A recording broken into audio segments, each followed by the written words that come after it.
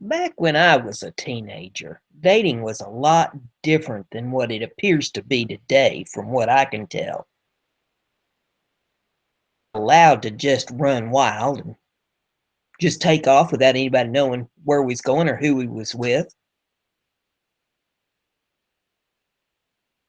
Where I lived was way out in the sticks. The farm was, it was way out yonder. And so most of the fellers didn't want to have to, drive all the way out there to pick me up when they could pick up any of the girls there in the little town where the school was. So if I was fortunate enough to be able to land me somebody to take me out, when they showed up at the house, they had to come in and meet my parents. And that was an ordeal all of its own. I can laugh about it now, but at the time it was not funny. First would be my dad. He was. And the boys just did not know how to take him. And after the first couple of times of his routine, I got wise to it. So I would tell him, now look, when you come pick me up, you got to come to the door and meet the parents. On to be nutcases. Just smile, nod, bear with it, and we'll be out of there in 5 minutes. But if you put up any kind of a fuss, we'll be there. We'll never get out of there. So the guys would go along with it just to get through it. But the way this would work is they come in the house, and first thing Dad would do is he'd eyeball them. Look at him, because back then it was popular for the fellers to have long hair or longer hair, down. Oh, that didn't. He, if he saw one that had hair down over his ears, and he'd say, your hair looks a little bit long to me. It looks like you need a haircut, and I got a pair of cow clippers down there at the barn, and I could give you a haircut right quick here before you leave, so you'll look good. He didn't mean he was going to do it, but he'd scare the hell out of the boys with that line.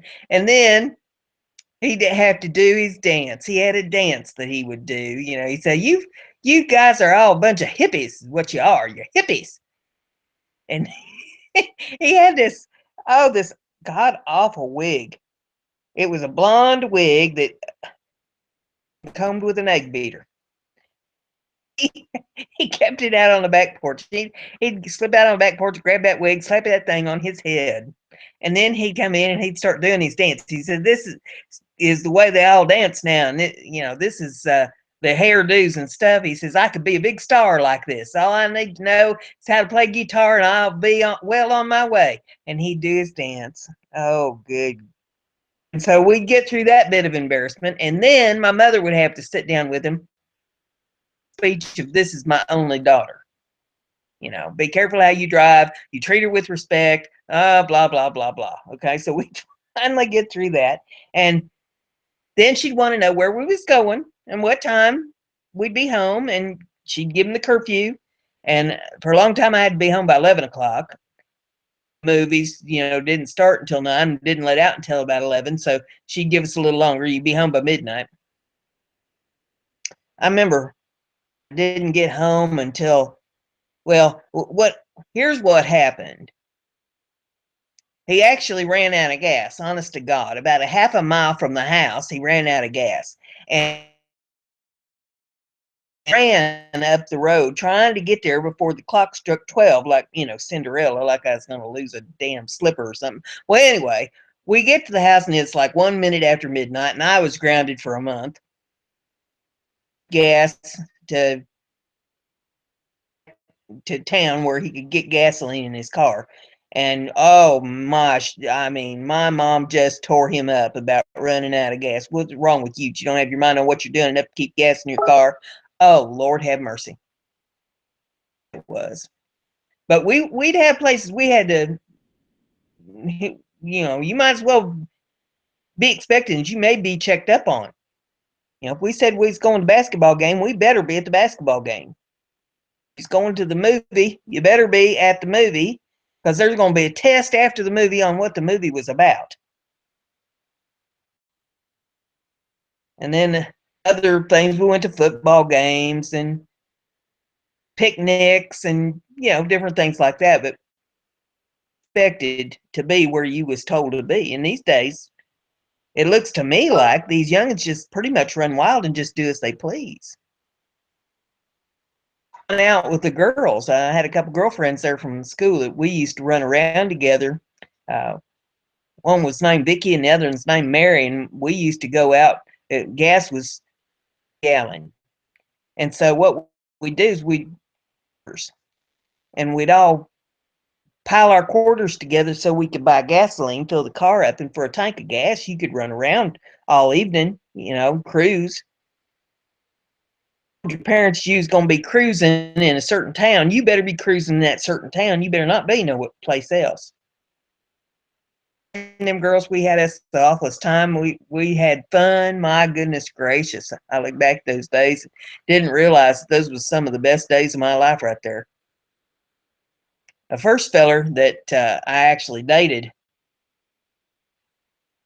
a fella that had a 61, or let's see, no, what was it? It's a 63 Chevy, 4-door. You don't see very many of them. 63 4-doors.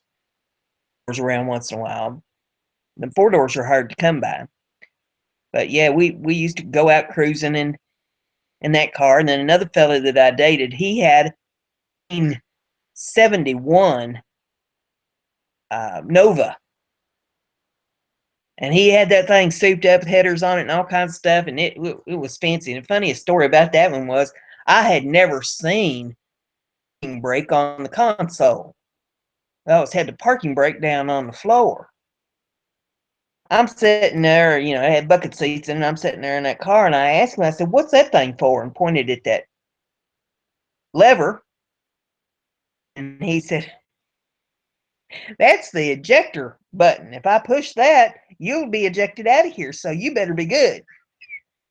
And I didn't know what in the world he's talking about. I got home, I told my mom about that. I said, "He's got an ejector thing in there on that passenger seat." She said, "What are you talking about?"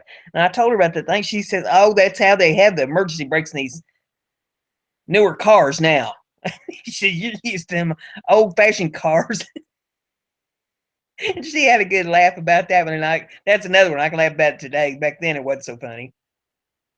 But man, we used to have good times. And these kids today, I don't know, do they do their dating over the internet or they do it on the cell phones now? They don't actually even meet up, they just by telepathy or we go out any place because I don't generally see too many young people even running around together anymore. Me, like, everybody's got their face down on a cell phone, their head stuck in a computer. But boy, back then we had fun. But you had to toe the line a little bit, and you's gonna be grounded for the rest of your life.